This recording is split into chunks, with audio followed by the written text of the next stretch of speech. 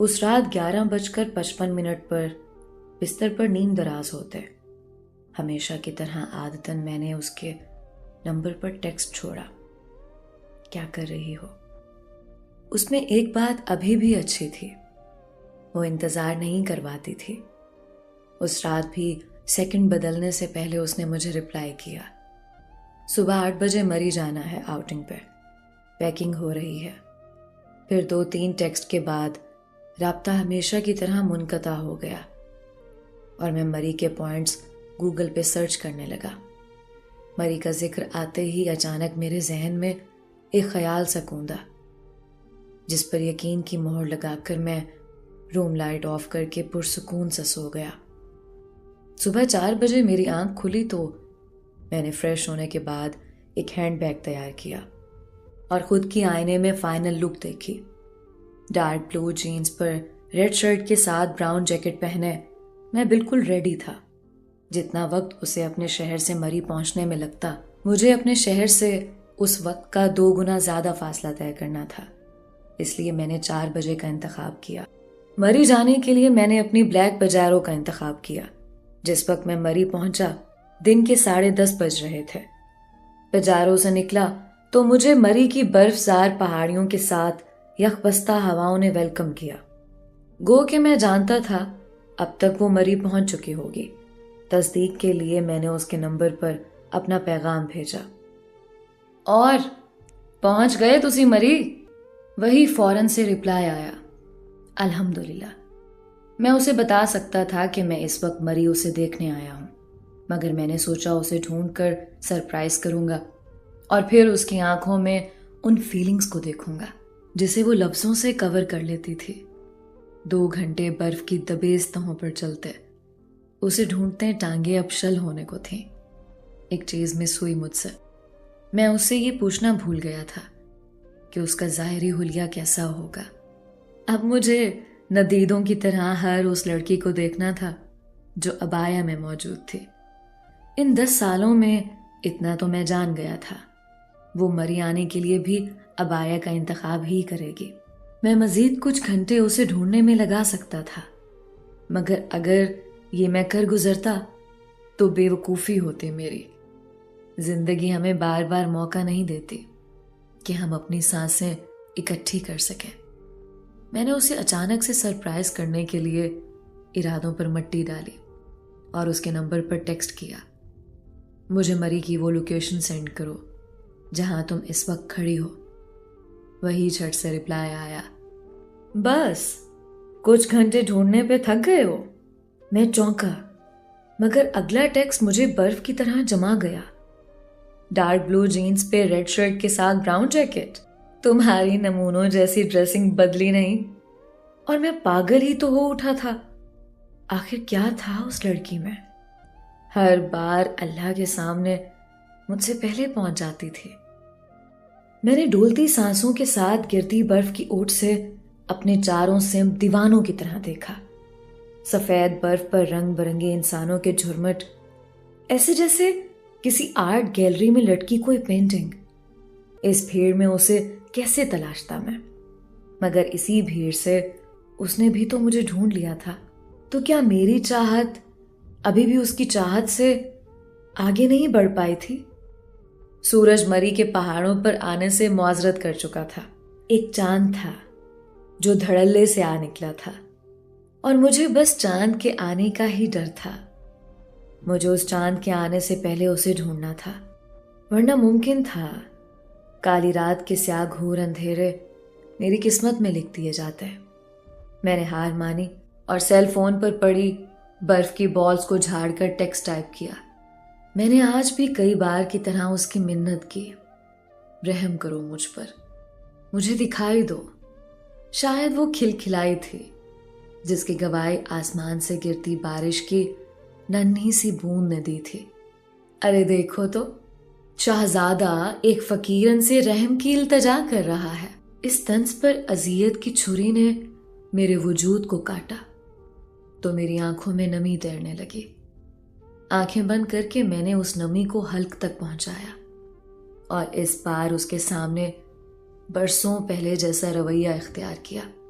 नहीं बताना तो मत बताओ, मगर फिर इसके बाद इसी बर्फ तले मेरी कब्र बनाकर वापस जाना। मेरी धमकी कारगर तो साबित हुई, मगर बदगुमानियां अपनी जगह मौजूद थी। लाहौर के शाही किले में बनी मेरी मोहब्बत की कब्र का ये हक है कि मरी की सफेद बर्फ भी एक कब्र चाहती है। वो बेरहम नहीं थी, उसे मैंने बनाया था। मैंने उसके तल्ख लफ्जों का असर जायल करने को आंखें बंद की कि उस खुशबू ने मेरी सांसों पे हमला किया। Eternal love. मुझे याद है उसने बताया था वो ये खुशबू इस्तेमाल करती है। उसने कहा था, पता है शाह, पहले मैं इटर्नल लव इस्तेमाल करती थी और आज मैं तुम्हारी डबल डायमंड खरीद कर लाई हूं। मैं इन दोनों खुशबुओं को मिलाकर यूज करूंगी ताकि मेरी और तुम्हारी खुशबू एक हो सके। अभी मैं खुशबू से नहीं निकल पाया था कि उसकी आवाज मेरी समाज से टकराई। मोहब्बत के सच्चे तो खुशबुओं को महसूस कर लेते हैं शाह। अफसोस तुम मोहब्बत में भी सच्चे साबित ना हो सके। वो मेरी मोहब्बत का मजाक उड़ा रही थी। उसे हक था, वो वही कर रही थी जो मैंने उसके साथ किया था। खुशबू के बाद आवाज ने मेरी हिस्सियात बर्फ में बर्फ की तरह जमा दी थी। होश में आते ही मैंने आवाज की सिमत रुख किया, मगर वो फिर इन रंग बिरंगी पेंटिंग्स में खो गई थी। जितना मैंने उसे तड़पाया था वो आज सारे बदले ले रही थी। जो भी था बहुत अजियत थी। मुझे जब महसूस हुआ कि मैं हार गया हूं तो मेरी टांगों से जान निकलती गई। घुटनों के बल बर्फ की चादर पर सर झुकाए मैं कुछ देर और अपनी हार का रंज करता। सेल पर उसके लिखे हुरूफ ने मुझे जिंदगी की नवीद दी। पीछे पलट कर देखो, रेलिंग पर झुकी वाहिद लड़की वही है जो कभी तुम्हारी मुंतजिर होती थी, जिसके तुम आज मुंतजिर हो। मैं झट से पलटा और मेरी नजर रुख मोड़े खड़ी लड़की पर पड़ी। मैं अपनी नाहमवार सांसों को तरतीब देता उसकी जानिब बढ़ा जब उसने एक और अनायत की मुझ पर। अब वो रुख मेरी जानिब किए मेरी जानिब चलते बर्फ पर पांव बनाती जा रही थी। यखबस्ता हवा आंखों में धुंधलाहट लाने लगी थी। उसके और मेरे बीच चंद कदमों के फासले पर मैं रुका और अपने हाथों से बर्फ की चादर को चीर कर उसके लिए दिल बनाया। इससे पहले कि वो दिल तक पहुंचती, मैंने दिल के खाने में जाने शाह लिखा। मैं घुटनों के बल दिल के करीब बैठा, उसकी नजरे करम का मुंतजिर। वो दिल के आगाज पर ठहरे। मुझे लगा मेरी मौफी का वक्त हुआ चाहता है, मगर फिर मैंने उसके कदमों को दिल के आगाज से दिल के इख्तिताम तक चलते देखा। कागज पर लिखे जाने शाह के हुरूफ को आंखों से लगाने वाली आज उन्हें पैरों से कुचल गई थी। मेरी खुशफहमी इस तरह उड़ी जैसे उस वक्त मरी के आसमान पर बर्फ की गोलियां उड़ रही थीं।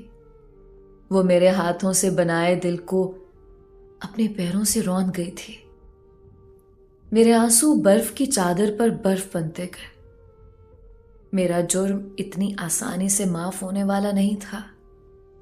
मैं उठ बैठा तो मुझे महसूस हुआ वो अभी तक यहीं खड़ी है। मेरा रुख मगरिब की जानिब था, उसका रुख मशरिक की सिमत। फिर उसने बोलना शुरू किया, तुम्हें पता है शाह, मुझे नफरत है ऐसे लोगों से जो किसी की खामोश मोहब्बत को झंझोड़ कर उनसे अपनी मोहब्बत के कसीदे पढ़वाते हैं। फिर जब उनकी मोहब्बत का तमाशा दुनिया देख लेती है तो मोहब्बत पर उनकी थूक दिया जाता है। तुम्हें पता है शाह, मैंने अल्लाह से मिन्नत की थी कि शाहजादे को फकीरन से मोहब्बत नहीं इश्क हो जाए, और जब वो उसके इश्क में फना होने लगे तो उसे उसकी कब्र के सामने ला खड़ा करना और उसे वो तख्ती दिखाना जिस पर लिखा गया था, शाहजादी ये तेरा हक था कि तुझे शाह मिले। तुमने शहजादी से उसका हक छीना, तो आज शहजादी तुम्हारे लिए नहीं रही। शाह मैं कहती थी ना, तुम्हारी बेपरवाहियां मेरी शरियानों में खून के साथ मिक्स होने लगी हैं। उसने मेरी ठंडी हथेली थाम कर कुछ पेपर्स मेरे हाथ पर रखे और कहने लगी, सोचा तो यही था कि इस हाथ को स्याह धागा बांधने के लिए थामूंगी, मगर तुमने वो हक मुझे सौंपा ही नहीं। मगर मैं तुम्हारी तरह खुदगर्ज नहीं हूं। मैंने तुम्हारे हाथ पर वो स्याह कागज रखा है जो सारी उम्र तुम्हें मेरे दुख में निढाल रखेगा। और पता है शाह, मेरी आखिरी ख्वाहिश भी यही थी कि मैं तुम्हें कभी अपने लिए रोता देखूं, और आज मैं देख रही हूं। नकाब से झांकती उसकी पत्थर आंखें बेहिसी के दहाने पर थीं। शहजादा फकीरन के लिए बाकी की सारी उम्र रोएगा, मगर बेसूद। उसने नकाब उतारा। अब वो मुस्कुरा रही थी। मुस्कुराते मुस्कुराते फिर वो रोने लगी। वो सिसकियां जो मैं फोन पर सुनकर उकता जाता था, आज ऐसे में मुझे उसकी सिसकियां अजियत बनकर डसने लगी थी। उसने अपने ठंडे कपकपाते हाथों से मेरे हाथ को थामा और उनसे अपने गालों पर बहे आंसू पोंछे और कहने लगी, मैं चाहती थी कि मेरे आंसू तुम्हारी हथेली में जज्ब हों। फिर अचानक उसने मेरी जैकेट को कॉलर से गिराकर अपनी पेशानी मेरी शर्ट पर दिल की जगह पर रख दी। मैं सुन्न हो चुका था। अब मेरी शर्ट उसके आंसुओं से भीगने लगी। रोते रोते वो बोली, तुम जानते थे ना शाह, मेरी ख्वाहिश तुम्हारे कुर्ते में अपने आंसू जज्ब करने की थी। मुझसे दूर हटकर मुझे कहने लगी, तुमने तो मुझे सारी जिंदगी खाली हाथ ही रखा, मगर शाह मैं तुम्हें इतना कुछ देकर जा रही हूं कि तुम्हें किसी शय की ख्वाहिश नहीं रहेगी। उल्टे कदमों पीछे पलटते साकित आंखों पर जमे आंसुओं के साथ वो कहेगी, हाँ वो ऐसा ही था कि उसे देखकर आज भी काफले राह भूल जाते थे। वो भी राह भूल गई थी। मैं उसे रोकना चाहता था, मगर कदमों के साथ मेरी आवाज भी जम सी गई थी। मेरी नजरों ने उसे गाड़ी तक बैठकर गेट लॉक हो जाने तक देखा। मैंने हाथ में पड़े लिफाफे को खोलना चाहा तो उसमें से स्याह धागा झांकता नजर आया। अब उसकी गाड़ी हरकत में आ चुकी थी, जबकि उसकी नजरें अभी भी मुझ पर जमी थी।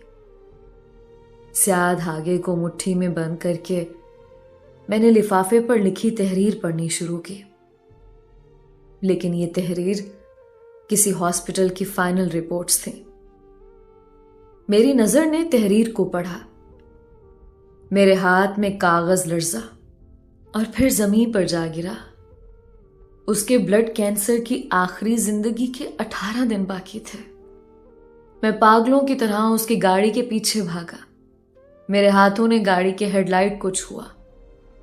मेरे कदम गाड़ी की स्पीड का मुकाबला ना कर सके। मैं लड़खड़ाते हुए मरी के ठंडे फर्श पर गिरा।